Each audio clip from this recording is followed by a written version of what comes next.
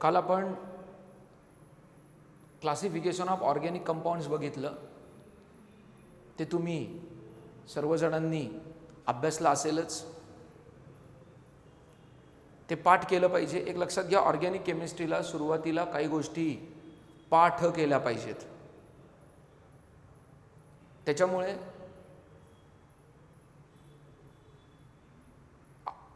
पाठ गंमत काय आहे की जोपर्यंत आपण ते पाठ करत नाही ना तोपर्यंत तुम्हाला त्यातल्या टर्म्स माहिती होणार नाहीत. ऑर्गॅनिक केमिस्ट्री म्हणजे टर्मिनॉलॉजीजनी भरलेली, नेमिंगनी भरलेली. आता एखाद्या कंपाऊंडच्या क्लासला आपण जर का हेट्रोसायकलिक कंपाऊंड म्हणत असू, ॲरोमॅटिक कंपाऊंड म्हणत असू, तर सुरुवातीला ते तुम्हाला पाठच केलं पाहिजे. नंतर जसं जसं आपण अभ्यास करत जाऊ तसं तसं तुम्हाला त्यात प्रावीण्य प्राप्त होईल आणि त्याच्या आधारे आपल्याला इतर कन्सेप्ट आपल्याला डिझाईन करायचे आहेत. त्यामुळं इनिशियल लेवलला थोडं पाठांतर मस्ट आहे तुम्हाला, असं मला वाटतं. आता अजून एक पार्ट आज मी घेणार आहे जो कदाचित तुमच्या अगोदरच्या स्टँडर्ड्समध्ये तुम्हाला झाला पण असेल. आज आपण बघणार आहोत फंक्शनल ग्रुप्स. फंक्शनल ग्रुप्समध्ये सुद्धा फंक्शनल ग्रुपची नावं, स्ट्रक्चर हे थोडे तुम्हाला पहिले पाठ करावे लागतील. एकदा ते पाठ झाले की मग आपण त्याचा सविस्तर अभ्यास करू शकतो त्याच्यावरती आधारित असणाऱ्या कन्सेप्टमध्ये. तर कृपा करून थोडा पाठांतरावरती सुरुवातीला भर द्यावा लागेल, नंतर तुम्हाला पाठांतर करावं लागणार नाही हे मी तुम्हाला कॉन्फिडेंटली सांगतो. पण सुरुवातीला तुम्हा लोकांना थोडं पाठांतर करावं लागेल. आता मी 3 कॉलम डिझाईन केलेत. पहिला नेम ऑफ फंक्शनल ग्रुप आहे, दुसरा स्ट्रक्चर ऑफ फंक्शनल ग्रुप आणि तिसरं एक्झाम्पल कन्सिडर केलं आहे. एक्झाम्पल पण मी लॉजिकली लक्षात ठेवण्यासाठी एकाच अल्किल ग्रुपचा विचार केला आहे. अजून मला तुम्हाला अल्केन म्हणजे काय, अल्किल म्हणजे काय याच्यावरती अजून मी बोललेलो नाही, त्याच्या नेमिंग्सवरती सुद्धा बोललेलो नाही आहे. पण येणाऱ्या लेक्चर्समध्ये मी त्याच्यावरती सुद्धा बोलेन. आता लक्षात घ्या, पहिला जो फंक्शनल ग्रुप आहे त्याचं नाव आहे हॅलाइड. आणि हॅलाइड हे आपण एक्सने दाखवतो. एक्स डॅश केला आहे याचा अर्थ हा कुठल्या तरी दुसऱ्या ग्रुपला अटॅच आहे. हॅलोजन आपण जे कन्सिडर करतो ऑर्गॅनिक केमिस्ट्रीमध्ये ते क्लोरीन, ब्रोमीन, आयोडीन. फ्लोरीन का कन्सिडर केला नाही किंवा त्याचं बॉन्डिंग का नाही कन्सिडर केलं कार्बन बरोबर किंवा कार्बनच्या चेन बरोबर, त्याची कारणंसुद्धा आपण बघणार आहोत. ॲस्टॅटाईन आहे पण त्यालासुद्धा तो सिंथेटिक आहे. त्यामुळे आपण या 3 लोकांना कार्बन बरोबर बॉन्डिंग करून जे कंपाऊंड तयार होतात त्यांचा आपण अभ्यास करतो.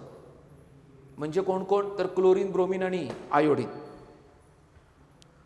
क्लोरीन, ब्रोमीन आणि आयोडीन हे 3 हॅलोजन, 3 प्रकारचे हॅलोजन कार्बनच्या चेनला अटॅच होऊ शकतात आणि आपल्याला हॅलाइड्स देतात. म्हणून इथं एक्झाम्पल दाखवलं आहे. हा जो CH3 जो ग्रुप आहे, अगोदरच्या लेक्चरमध्ये मी सांगितले कार्बनची व्हॅलेन्सी 4 आहे. तुमच्या लक्षात येईल की बघा कार्बननी 4 बॉन्ड केलेत. कार्बननी ते 3 बॉन्ड हायड्रोजन बरोबर केले आणि 1 हॅलोजन बरोबर केलेला आहे. या कंपाऊंडचं नाव आहे, हा जो CH3 ग्रुप आहे याचं नाव आहे मिथिल. आणि ब्रोमीन म्हणून ब्रोमाइड, म्हणून कंपाऊंडचं नाव आहे मिथिल ब्रोमाइड. आता दुसरा जो फंक्शनल ग्रुप घेतला आहे त्याचं नाव आहे सायनाइड किंवा nitrile. Dash C triple bond N, हा डॅश म्हणजे बॉन्ड आहे. जसं मागाशी मी बोललो की इथे हॅलोजन अटॅच आहे कार्बन स्केलेटनला, तसा इथं दिसतोय तुम्हाला ब्रोमीन अटॅच आहे कार्बनला. तसा इथं आता नायट्रिल ग्रुप अटॅच होणार आहे या कार्बनला, म्हणजे इथं BRच्या ऐवजी आता CN येणार आहे. पण एक गोष्ट पुन्हा एकदा मी तुम्हाला क्लिअर करतोय की इथे आता Br ऐवजी Cn येणार आहे, पण C आणि N पैकी या कार्बनला कोण अटॅच आहे, तर कार्बन अटॅच आहे, नायट्रोजन अटॅच नाही आहे. आणि परत एकदा सांगितले CH3 ग्रुपचं नाव मिथिल आहे, मिथिल, आणि CN ग्रुप म्हणजे सायनाइड म्हणून नाव आहे कंपाऊंडचं मिथिल सायनाइड. या ग्रुपला नायट्राइल असं सुद्धा म्हणतात. कुणाला? C∼ Nला. आता जेव्हा मी तुम्हाला हे मार्गदर्शन करतोय की कार्बनला कोण अटॅच आहे, कार्बन आणि नायट्रोजन पैकी तर कार्बन अटॅच आहे, याचा अर्थ मला हे पण सांगायचं आहे की नायट्रोजन सुद्धा या कार्बनला अटॅच होऊ शकतो, आणि जर का नायट्रोजनला अटॅच झाला तर त्या ग्रुपला म्हणायचं आयसोसायनाइड. म्हणजे सायनाइड आणि आयसोसायनाइडमध्ये जर का स्ट्रक्चरल बघायचा विचार केला तर CNच दिसणार आहे, पण जेव्हा मी सायनाइड म्हणतो तेव्हा आपल्या कार्बन स्केलेटनला कार्बन अटॅच होतो, आणि आयसोसायनाइड म्हणतो त्यावेळेस कार्बन स्केलेटनला कार्बनच्या ऐवजी नायट्रोजन अटॅच झालेला दिसेल. कंपाऊंडचं नाव आहे, CH3 ग्रुपचं नाव आहे मिथिल, आणि NC म्हणजे आयसोसायनाइड म्हणून नाव आहे मिथिल आयसोसायनाइड. NC का लिहिले ते कळलं असेल. कार्बनला आता कार्बन अटॅच, कार्बनला नायट्रोजन अटॅच आहे, आणि त्यामुळं सायनाइडच्या ऐवजी आता कंपाऊंडचं नाव आहे आयसोसायनाइड. दुसरा जो ग्रुप आहे, सॉरी चौथा 1 2 3 4 फोर्थ ग्रुप आहे तो नायट्रो आहे. तो अशा पद्धतीने दाखवला आहे. जेव्हा तो कंडेन्स्ड फॉर्म्युल्यामध्ये दाखवला जाईल त्यावेळेस तो NO2 दाखवला जाईल. तुम्ही म्हणाल त्यावेळेस NO2 असं कसं काय लिहिलं, किंवा तिथं आता NO2 लिहिलंय कंडेन्स करून. कंडेन्स म्हणजे काय ते आपण अगोदरच्या लेक्चरमध्ये बोललोय की काही बॉन्ड दाखवायचे नाही आहेत. त्या पद्धतीने NO2 लिहिलंय सर इथं, तर तुम्ही पॉझिटिव्ह आणि निगेटिव्ह चार्जेस दाखवले, तर नायट्रोजनचा जो पॉझिटिव्ह चार्ज आहे त्याला ऑक्सिजनवरच्या निगेटिव्ह चार्जनी कॅन्सल केलं, बॅलन्स केलं असं मी म्हणेन. आणि त्यामुळे जेव्हा कंडेन्स फॉर्म्युला लिहिला त्यावेळेस कुठल्याही पद्धतीचे चार्जेस सध्या तरी दाखवलेले नाही आहेत. त्यानंतर हायड्रॉक्सी ग्रुप आहे. हायड्रॉक्सी ग्रुप जो आहे फंक्शनल ग्रुप आहे, त्याच्यापासून अल्कोहोल्स तयार होतात. अजून एकदा राहिलं, अजून एक गोष्ट सांगायची राहिली ती म्हणजे नायट्रो ग्रुप म्हणून नायट्रो, आणि हा मिथिल आहे. म्हणजे ह्याच्यावर बोलेल मी की याला मिथेन कसा काय अचानक लिहिला सर, येणाऱ्या लेक्चर्समध्ये नक्की बोलणार आहे. ती म्हणाल सर तुम्ही भरपूर वेळा तेच सांगताय की येणाऱ्या लेक्चर्समध्ये बोलायचं, येणाऱ्या लेक्चर्समध्ये बोलायचं आहे. कारण एकाच लेक्चरमध्ये मी तुम्हाला सगळे एक्सप्लेन करू शकत नाही, कारण हा विषय फार व्हास्ट आहे. एक लक्षात घ्या, पिरियडिक टेबलमध्ये एवढे सारे एलिमेंट आहेत, त्यातल्या एका कार्बन या एलिमेंटवरती एक अख्खी केमिस्ट्री आहे जिचं नाव आहे ऑर्गॅनिक केमिस्ट्री. आता याला ऑर्गॅनिक केमिस्ट्री का म्हटलं, कारण कार्बन हा आपल्या ऑर्गॅनिझमचं जे वर्ल्ड आहे, लिव्हिंग ऑर्गॅनिझमचं जे वर्ल्ड आहे, या लिव्हिंग ऑर्गॅनिझमचा महत्त्वपूर्ण भाग कार्बन आहे. त्यामुळे कार्बन हा आपल्या शरीराचा सुद्धा एक महत्त्वपूर्ण भाग आहे. आपल्या कार्बोहायड्रेट्समध्ये सुद्धा कार्बन आहे, प्रोटीन्समध्ये सुद्धा कार्बन आहे, फॅट्समध्ये सुद्धा कार्बन आहे. म्हणजे हे जे मेन मॅक्रो एलिमेंट्स आहेत, जे आपण मॅक्रो न्यूट्रिएंट्स आहेत जे आपण खातो, कार्बोहायड्रेट म्हणा, प्रोटीन म्हणा, फॅट म्हणा, या सगळ्या न्यूट्रिएंट्समध्ये कार्बनच भरलेला आहे. म्हणजे कार्बन हा लिव्हिंग ऑर्गॅनिझमचा पार्ट आहे. ऑर्गॅनिझम म्हणून मग ते ऑर्गॅनिक, आणि म्हणून केमिस्ट्रीचं नाव ऑर्गॅनिक केमिस्ट्री. म्हणजे ऑर्गॅनिक केमिस्ट्री जी आहे ती कार्बनची केमिस्ट्री आहे, हे लक्षात घ्या. ऑर्गॅनिक केमिस्ट्री कार्बनची केमिस्ट्री आहे.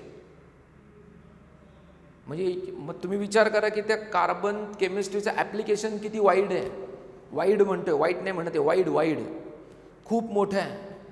आणि मग त्याच्यातनं मला तुम्हाला टर्म सांगायच्या,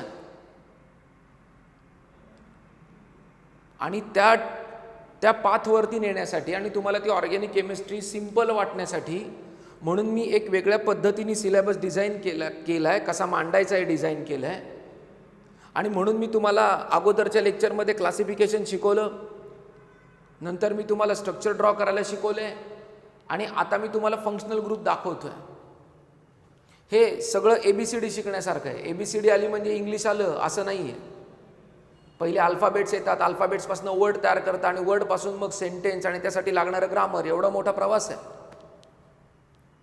त्याच पद्धतीने आत्तासुद्धा मी तुम्हाला असं म्हणेल, मी ऑर्गॅनिक केमिस्ट्रीची ABCD शिकवतोय.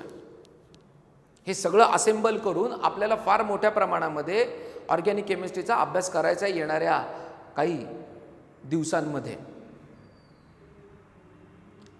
आणि एक लक्षात घ्या की याच्यात खूप कन्सेप्ट, म्हणजे मी लेसन वाईज पूर्णपणे लेसन वाईज चाललेलो नाही, हे पण मी तुम्हाला सांगतोय. नाही ते एखादं 11वीचं पुस्तक काढून बसेल आणि म्हणेल अरे हे कुठल्या चॅप्टरमधलं सर शिकवतात आहे, तर त्याची चिंता करू नका. आत्ता कसं आहे की मला तुम्हाला असे टॉपिक शिकवायचे आहेत की जे सोपे आहेत किंवा त्यातल्या त्यात सोपे करून सांगता येतात ते मला तुम्हाला पहिले मांडायचे आहेत, कारण त्यामुळे तुम्हाला केमिस्ट्री सोपी वाटायला लागेल. आणि परत एकदा मी तुम्हाला सांगतोय, सगळ्यांना मी कळकळीची नम्र विनंती करतोय की तुम्हाला जेव्हा जेव्हा त्या विषयाबद्दलची समस्या येईल, त्या लेक्चरबद्दलची समस्या येईल, तुम्ही कृपा करून पहिल्यांदा ती विचारा ग्रुपवरती आणि मनापासून अभ्यास करा. असं सांगा स्वतःला की मला आता अभ्यास करायचा आहे.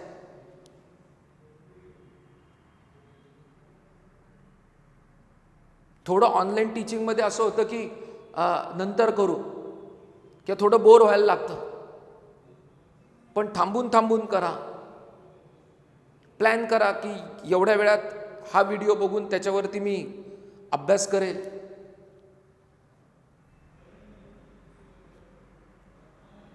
प्लॅन केलाच पाहिजे, कारण अभ्यासाचा प्लॅन जोपर्यंत होत नाही तोपर्यंत तुमच्याकडनं अभ्यास होणार नाही.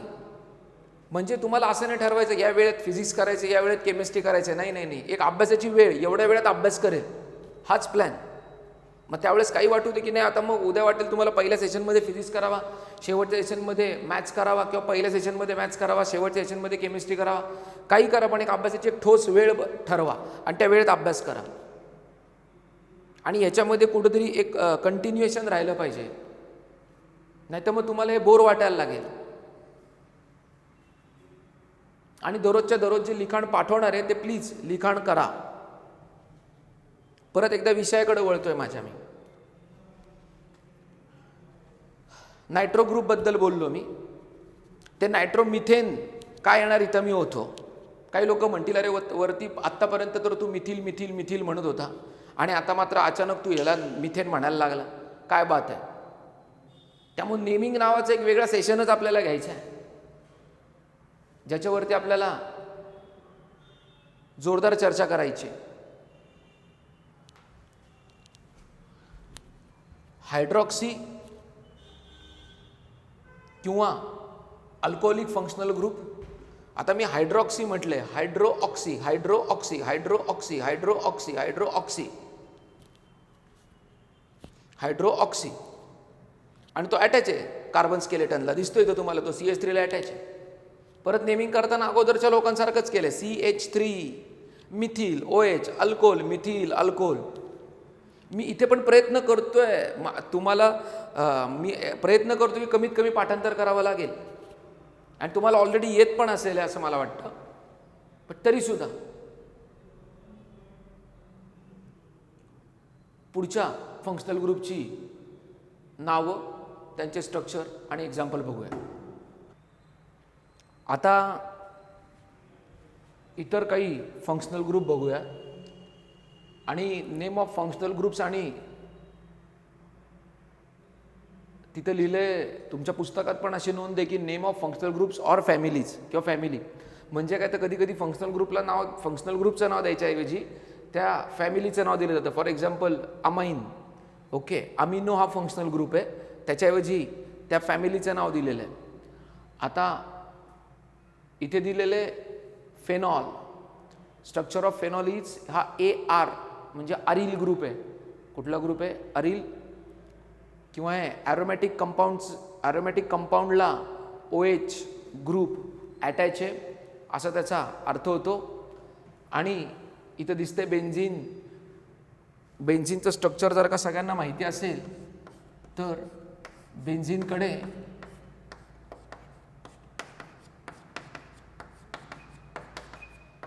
अगोदरच्या सेशनमध्ये आपण बघितलं होतं की मी सांगितलं होतं की जिथं 2 लाईन इंटरसेक्ट होतात तिथे कार्बन असतो आणि त्या कार्बनच्या आता 1, 2 आणि 3 असे 3 बॉन्ड झालेत. चौथा बॉन्ड जो आहे तो हायड्रोजन बरोबर आहे म्हणून तो दाखवण्यात आलेला नाही आहे. आणि त्या लॉजिकनी इथे 1 2 3 4 5 आणि 6 हायड्रोजन असतात. हा या पोझिशनचा हायड्रोजन काढलाय आणि तिथं काय बसवलं आहे, OH ग्रुप बसवला आहे. काय बसवला आहे, H काढून हायड्रोजन काढून तिथे OH ग्रुप बसवलाय. परत एकदा ऐका, मी काय बोललो, हायड्रोजन काढून तिथे OH ग्रुप बसवलाय. परत एकदा ऐका, हायड्रोजन काढून तिथे OH ग्रुप बसवलाय. तीच तर रिएक्शन आहे, ते बघायचे परत येणाऱ्या लेक्चर्समध्ये. ओके, आणि कंपाऊंडचं नाव आहे फेनॉल. नंतर आपल्याला बघायचं आहे प्रायमरी अमाइन. प्रायमरी अमाइनमध्ये जे फंक्शनल ग्रुपचं स्ट्रक्चर आहे NH2- हा अमिनो ग्रुप आहे आणि हा डॅश आहे म्हणजे ऑब्व्हियसली कुठल्या तरी कार्बन स्केलेटनला अटॅच आहे किंवा दुसऱ्या कुठल्या तरी ग्रुपला अटॅच असं म्हणता येईल. आणि इथं उदाहरण दाखवले बघा, CH3NH2CH3 म्हणजे मिथिल अमाइन. ओके, दुसरा जो ग्रुप आहे त्याचं नाव आहे सेकंडरी अमाइन. आता NH या बाजूला तुम्हाला 2 ग्रुप अटॅच आहेत असं दिसेल, म्हणजे NH 2 ग्रुपला अटॅच आहे असं दिसेल. आता बघा बोलताना कसं मी बोलतोय, पण स्ट्रक्चरली पण मला तुम्हाला समजून सांगावं असं वाटतं, म्हणून मी तुम्हाला समजून पण सांगणार आहे. एक सगळ्यात बेसिक पेरेंट माणूस आहे अमोनिया. बघा विचार कसा करायचा आहे, तुम्हाला एक वैचारिक पद्धती तयार व्हायला पाहिजे. कॉम्पिटिटिव्ह एक्झामला पाठांतर कधीच तुम्हाला विजय मिळवून देणार नाही आहे. तर एक थिंकिंग प्रोसेस आहे, कन्सेप्ट, मी काय पद्धतीने कन्सेप्ट समजून घेतोय ते फार महत्त्वाचं आहे. आता बघा इथे अमोनियाकडे अजून एक मला तुम्हाला महत्त्वाची माहिती सांगायची आहे. कार्बन किती बॉन्ड तयार करतो, 4. नायट्रोजन किती बॉन्ड तयार करेल, जनरली 3. तो 3पेक्षा एखादा बॉन्ड जास्त करेल एखाद्या केसमध्ये. जेव्हा अगोदर सिंपल शिकून घ्या, जेव्हा कॉम्प्लिकेटेड पार्ट येईल ना तेव्हा तर मी बोलणारच आहे, नो डाऊट. ओके, म्हणजे याच्यावरती एक्सेप्शन आहे त्याच्याबद्दल मी बोलणारच आहे, पण पहिले एकदम सिंपल लक्षात ठेवा. कार्बन जनरली किती बॉन्ड तयार करेल, 4. जनरली म्हणजे बहुतांश वेळा. नायट्रोजन किती बॉन्ड तयार करेल, 3. जनरली. आता मागाशी आपण नायट्रो कंपाऊंड बघितले होते. नायट्रो कंपाऊंडमध्ये तिथे तुम्हाला 4 बॉन्ड तयार केलेले दिसतील. बोलायचं आहे मला त्याच्याबद्दल, पण अगोदर हे तर कळू दे नायट्रोजन 3 बॉन्ड तयार करणार आहे म्हणून. हे फंक्शनल ग्रुप झाल्यानंतर एक मी महत्त्वाचा आर्टिकल घेणार आहे कोव्हॅलंट बॉन्डसाठी खास. त्याच्यामध्ये मी तुम्हाला आयनिक बॉन्ड आणि कोव्हॅलंट बॉन्ड समजून सांगणार आहे. आता बघा इकडे कार्बन जनरली किती बॉन्ड तयार करतो, 4. नायट्रोजन जनरली किती बॉन्ड तयार करतो, 3. ऑक्सिजन जनरली किती बॉन्ड तयार करणार, 2. हॅलोजन जनरली बॉन्ड किती तयार करणार, 1. मागाशी अल्किल हॅलाइड काढून बघा, अल्किल हॅलाइडमध्ये हॅलोजनने 1च बॉन्ड तयार केला होता. ऑक्सिजन नायट्रोमधला दाखवलं होतं ऑक्सिजन, त्यांनी 2 बॉन्ड तयार केले होते. तुम्ही म्हणाल सर अजून एक ऑक्सिजन होता, त्यांनी 1च बॉन्ड तयार केला होता. एक्सेप्शन नंतर, जे काहीतरी वेगळं घडते ते नंतर, पण जे सर्वसामान्यपणे नेहमी घडतंय ते पहिले लक्षात ठेवा. ते कळलं ना की मग एक्सेप्शन कळतं. पण रेग्युलरच माहीत नाही, एक्सेप्शन शोधायला निघालाय असं होणार नाही ना. त्यामुळे पहिलं रेग्युलर बघा, लगेच त्याच्यामध्ये खोड काढू नका की मग तो 1च केला होता. एक अगोदर हे तर शिका 2 केला होता, त्याचे पुरावे देतो. म्हणजे वॉटरमध्ये ऑक्सिजननी 2 हायड्रोजन बरोबर बॉन्ड तयार केलेत, किंवा तुम्हाला आता इथे पण दिसेल या ऑक्सिजननी बघा इथे हायड्रोजन बरोबर आणि या कार्बन बरोबर बॉन्ड तयार केले, म्हणजे परत ऑक्सिजननी किती बॉन्ड तयार केले, 2. नायट्रोजन मी पुरावे देतोय. आता इथं बघा इथं आहे, इथे पण ऑक्सिजनने किती बॉन्ड तयार केले, 2. म्हणजे जनरल टेंडन्सीमध्ये ऑक्सिजन किती बॉन्ड करतो तयार, तर 2 बॉन्ड तयार करतो. हे कन्फर्म झालं. हा मग तो कधी 1 तयार करतो, कधीतरी मग 3 तयार केले बघितले होते सर आम्ही कुठेतरी. त्या सगळ्या एक्सेप्शनवरती चर्चा करू, आहे त्यासाठी आहे मी सांगणार आहे तुम्हाला. आता जनरली इथं काय दिसतंय, नायट्रोजनने 3 बॉन्ड तयार केले बघा, NH3 म्हणजे नायट्रोजनच्या बाजूला 3 लोक आहेत. मग 3च का, कार्बनच्या बाजूला 4च का, ऑक्सिजनच्या बाजूला सर तुम्ही 2च का म्हणता. होणार चर्चा, होणार 100% होणार चर्चा याच्यावरती. हॅलोजनच्या बाजूला 1च का, we are going to definitely discuss on it in upcoming lectures, sure.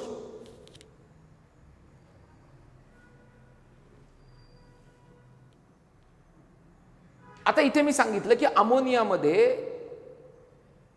नायट्रोजनला 3 hydrogen attach आहेत. अजून एक हायड्रोजन सुद्धा 1च बॉन्ड तयार करतो जनरली.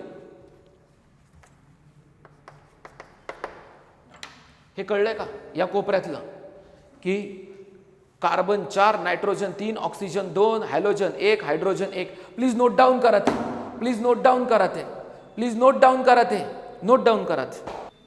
काल आपण क्लासिफिकेशन ऑफ ऑर्गॅनिक कंपाऊंड्स बघितलं. ते तुम्ही सर्वजणांनी अभ्यासला असेलच, ते पाठ केलं पाहिजे. एक लक्षात घ्या, ऑर्गॅनिक केमिस्ट्रीला सुरुवातीला काही गोष्टी पाठ केल्या पाहिजेत. त्याच्यामुळे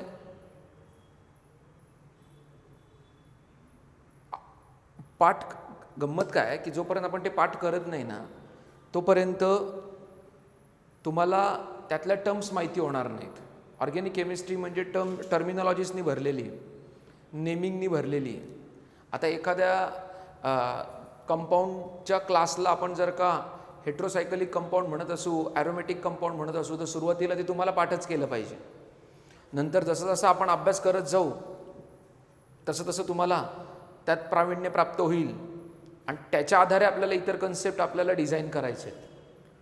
त्यामुळं इनिशियल लेवलला थोडं पाठांतर मस्ट आहे तुम्हाला, असं मला वाटतं.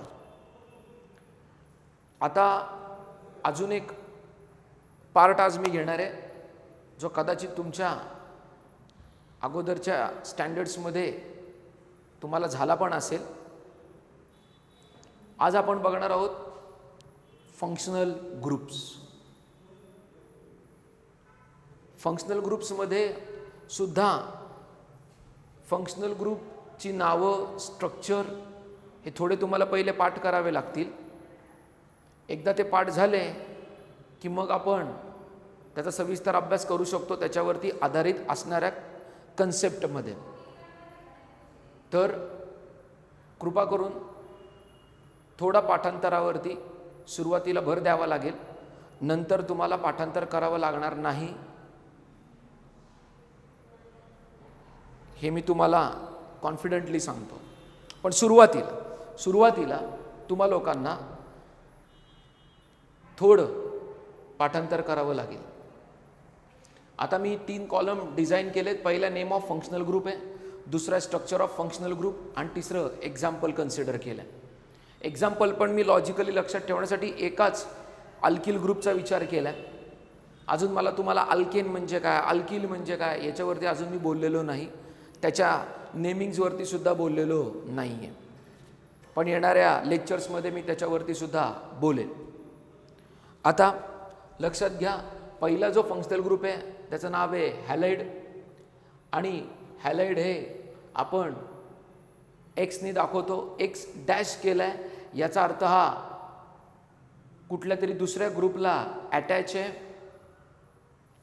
हॅलोजन आपण जे कन्सिडर करतो ऑर्गॅनिक केमिस्ट्रीमध्ये ते क्लोरीन, ब्रोमीन, आयोडीन.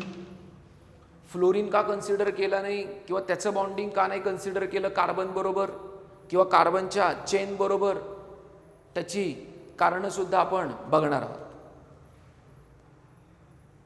ॲस्टॅटाईन आहे पण त्यालासुद्धा तो सिंथेटिक आहे. त्यामुळे आपण या 3 लोकांना कार्बन बरोबर बॉन्डिंग करून जे कंपाऊंड तयार होतात त्यांचा आपण अभ्यास करतो. म्हणजे कोण कोण, तर क्लोरीन, ब्रोमीन आणि आयोडीन. क्लोरीन, ब्रोमीन आणि आयोडीन हे 3 हॅलोजन, 3 प्रकारचे हॅलोजन कार्बनच्या चेनला अटॅच होऊ शकतात आणि आपल्याला हॅलाइड्स देतात. म्हणून इथं एक्झाम्पल दाखवलं आहे. हा जो CH3 जो ग्रुप आहे, अगोदरच्या लेक्चरमध्ये मी सांगितले कार्बनची व्हॅलेन्सी 4 आहे. तुमच्या लक्षात येईल की बघा कार्बननी 4 बॉन्ड केलेत. कार्बननी ते 3 बॉन्ड हायड्रोजन बरोबर केला आणि 1 हॅलोजन बरोबर केलेला आहे. या कंपाऊंडचं नाव आहे, हा जो CH3 ग्रुप आहे याचं नाव आहे मिथिल. आणि ब्रोमीन म्हणून ब्रोमाइड, म्हणून कंपाऊंडचं नाव आहे मिथिल ब्रोमाइड. आता दुसरा जो फंक्शनल ग्रुप घेतला आहे त्याचं नाव आहे सायनाइड किंवा nitrile. Dash C triple bond N, हा डॅश म्हणजे बॉन्ड आहे.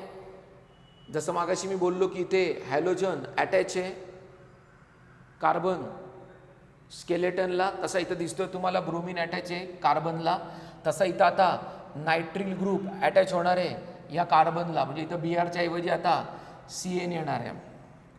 पण एक गोष्ट पुन्हा एकदा मी तुम्हाला क्लिअर करतोय की इथे आता Brच्या ऐवजी CN येणार आहे, पण C आणि N पैकी या कार्बनला कोण अटॅच आहे, तर कार्बन अटॅच आहे, नायट्रोजन अटॅच नाही आहे. आणि परत एकदा सांगितले CH3 ग्रुपचं नाव मिथिल आहे, मिथिल, आणि CN ग्रुप म्हणजे सायनाइड म्हणून नाव आहे कंपाऊंडचं, मिथिल सायनाइड. या ग्रुपला नायट्राइल असं सुद्धा म्हणतात. कुणाला? C∼N ला.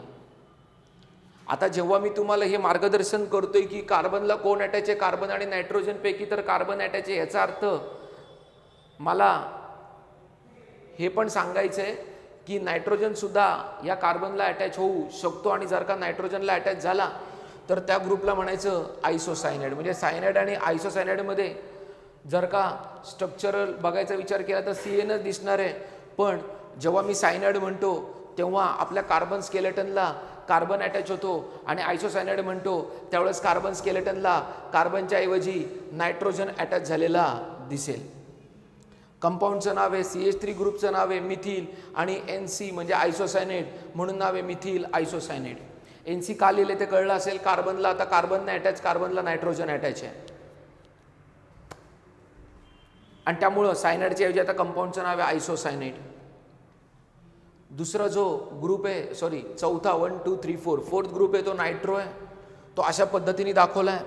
जेव्हा तो कंडेन्स्ड फॉर्म्युल्यामध्ये दाखवला जाईल त्यावेळेस तो NO2 दाखवला जाईल. तुम्ही म्हणाल त्यावेळेस NO2 असं कसं काय लिहिलं, किंवा तिथं आता NO2 लिहिलंय कंडेन्स करून. कंडेन्स म्हणजे काय ते आपण अगोदरच्या लेक्चरमध्ये बोललोय की काही बॉन्ड दाखवायचे नाही आहेत. त्या पद्धतीने NO2 लिहिलंय सर. इथं तर तुम्ही पॉझिटिव्ह आणि निगेटिव्ह चार्जेस दाखवले, तर नायट्रोजनचा जो पॉझिटिव्ह चार्ज आहे त्याला ऑक्सिजनवरच्या निगेटिव्ह चार्जनी कॅन्सल केलं, बॅलन्स केलं असं मी म्हणेन. आणि त्यामुळे जेव्हा कंडेन्स फॉर्म्युला लिहिला त्यावेळेस कुठल्याही पद्धतीचे चार्जेस सध्या तरी दाखवलेले नाही आहेत. त्यानंतर हायड्रॉक्सी ग्रुप आहे. हायड्रॉक्सी ग्रुप जो आहे फंक्शनल ग्रुप आहे, त्याच्यापासून अल्कोहोल्स तयार होतात. अजून एकदा राहिलं, अजून एक गोष्ट सांगायची राहिली ती म्हणजे नायट्रो ग्रुप म्हणून नायट्रो, आणि हा मिथिल आहे. म्हणजे ह्याच्यावर बोलेल मी की याला मिथेन कसं काय अचानक लिहिलं सर, येणाऱ्या लेक्चर्समध्ये नक्की बोलणार आहे. ती म्हणाल सर तुम्ही भरपूर वेळा तेच सांगताय की येणाऱ्या लेक्चर्समध्ये बोलायचं, येणाऱ्या लेक्चर्समध्ये बोलायचं आहे. कारण एकाच लेक्चरमध्ये मी तुम्हाला सगळे एक्सप्लेन करू शकत नाही, कारण हा विषय फार व्हास्ट आहे. एक लक्षात घ्या, पिरियडिक टेबलमध्ये एवढे सारे एलिमेंट आहेत, त्यातल्या एका कार्बन या एलिमेंटवरती एक अख्खी केमिस्ट्री आहे जिचं नाव आहे ऑर्गॅनिक केमिस्ट्री. आता याला ऑर्गॅनिक केमिस्ट्री का म्हटलं, कारण कार्बन हा आपल्या ऑर्गॅनिझमचं जे वर्ल्ड आहे, लिव्हिंग ऑर्गॅनिझमचं जे वर्ल्ड आहे, या लिव्हिंग ऑर्गॅनिझमचा महत्त्वपूर्ण भाग कार्बन आहे. त्यामुळे कार्बन हा आपल्या शरीराचा सुद्धा एक महत्त्वपूर्ण भाग आहे. आपल्या कार्बोहायड्रेट्समध्ये सुद्धा कार्बन आहे, प्रोटीन्समध्ये सुद्धा कार्बन आहे, फॅट्समध्ये सुद्धा कार्बन आहे. म्हणजे हे जे मेन मॅक्रो एलिमेंट्स आहेत, जे आपण मॅक्रो न्यूट्रिएंट्स आहेत जे आपण खातो, कार्बोहायड्रेट म्हणा, प्रोटीन म्हणा, फॅट म्हणा, या सगळ्या न्यूट्रिएंट्समध्ये कार्बनच भरलेला आहे. म्हणजे कार्बन हा लिव्हिंग ऑर्गॅनिझमचा पार्ट आहे. ऑर्गॅनिझम म्हणून मग ते ऑर्गॅनिक, आणि म्हणून केमिस्ट्रीचं नाव ऑर्गॅनिक केमिस्ट्री. म्हणजे ऑर्गॅनिक केमिस्ट्री जी आहे ती कार्बनची केमिस्ट्री आहे, हे लक्षात घ्या. ऑर्गॅनिक केमिस्ट्री कार्बनची केमिस्ट्री आहे. म्हणजे मग तुम्ही विचार करा की त्या कार्बन केमिस्ट्रीचं ॲप्लिकेशन किती वाईड आहे. वाईड म्हणतोय, वाईट नाही म्हणत आहे, वाईड खूप मोठं आहे. आणि मग त्याच्यातनं मला तुम्हाला टर्म सांगायच्या, आणि त्या पाथवरती नेण्यासाठी आणि तुम्हाला ती ऑर्गॅनिक केमिस्ट्री सिंपल वाटण्यासाठी म्हणून मी एक वेगळ्या पद्धतीने सिलेबस डिझाईन केला आहे, कसा मांडायचा आहे डिझाईन केलं आहे. आणि म्हणून मी तुम्हाला अगोदरच्या लेक्चरमध्ये क्लासिफिकेशन शिकवलं, नंतर मी तुम्हाला स्ट्रक्चर ड्रॉ करायला शिकवले, आणि आता मी तुम्हाला फंक्शनल ग्रुप दाखवतोय. हे सगळं ABCD शिकण्यासारखं आहे. ABCD आली म्हणजे इंग्लिश आलं असं नाही आहे. पहिले अल्फाबेट्स येतात, अल्फाबेट्सपासून वर्ड तयार करतात, आणि वर्डपासून मग सेंटेन्स, आणि त्यासाठी लागणारं ग्रामर, एवढा मोठा प्रवास आहे. त्याच पद्धतीने आत्तासुद्धा मी तुम्हाला असं म्हणेल, मी ऑर्गॅनिक केमिस्ट्रीची ABCD शिकवतोय. हे सगळं असेंबल करून आपल्याला फार मोठ्या प्रमाणामध्ये ऑर्गॅनिक केमिस्ट्रीचा अभ्यास करायचा येणाऱ्या काही दिवसांमध्ये. आणि एक लक्षात घ्या की याच्यात खूप कन्सेप्ट, म्हणजे मी लेसन वाईज पूर्णपणे लेसन वाईज चाललेलो नाही, हे पण मी तुम्हाला सांगतोय. नाही ते एखादं 11वीचं पुस्तक काढून बसेल आणि म्हणेल अरे हे कुठल्या चॅप्टरमधलं सर शिकवतात आहे, तर त्याची चिंता करू नका. आत्ता कसं आहे की मला तुम्हाला असे टॉपिक शिकवायचे आहेत की जे सोपे आहेत किंवा त्यातल्या त्यात सोपे करून सांगता येतात ते मला तुम्हाला पहिले मांडायचे आहेत, कारण त्यामुळे तुम्हाला केमिस्ट्री सोपी वाटायला लागेल. आणि परत एकदा मी तुम्हाला सांगतोय, सगळ्यांना मी कळकळीची नम्र विनंती करतोय की तुम्हाला जेव्हा जेव्हा त्या विषयाबद्दलची समस्या येईल, त्या लेक्चरबद्दलची समस्या येईल, तुम्ही कृपा करून पहिल्यांदा ती विचारा ग्रुपवरती आणि मनापासून अभ्यास करा. असं सांगा स्वतःला की मला आता अभ्यास करायचा आहे.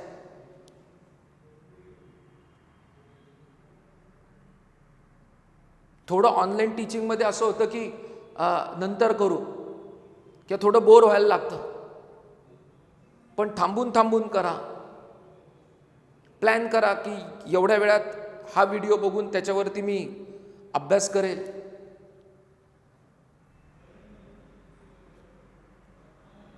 प्लॅन केलाच पाहिजे, कारण अभ्यासाचा प्लॅन जोपर्यंत होत नाही तोपर्यंत तुमच्याकडनं अभ्यास होणार नाही.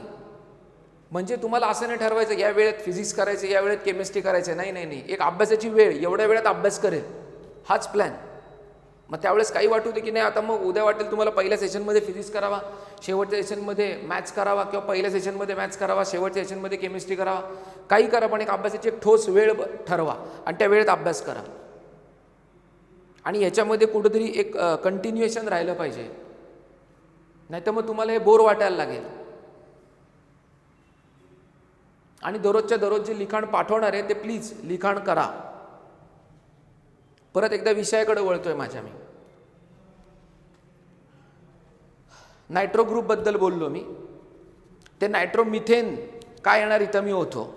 काही लोक म्हणतील अरे वरती आत्तापर्यंत तर तू मिथिल मिथिल मिथिल म्हणत होता आणि आता मात्र अचानक तू याला मिथेन म्हणायला लागला, काय बात आहे.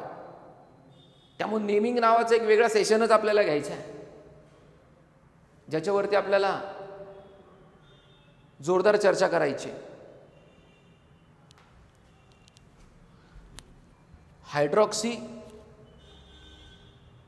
किंवा अल्कोहोलिक फंक्शनल ग्रुप.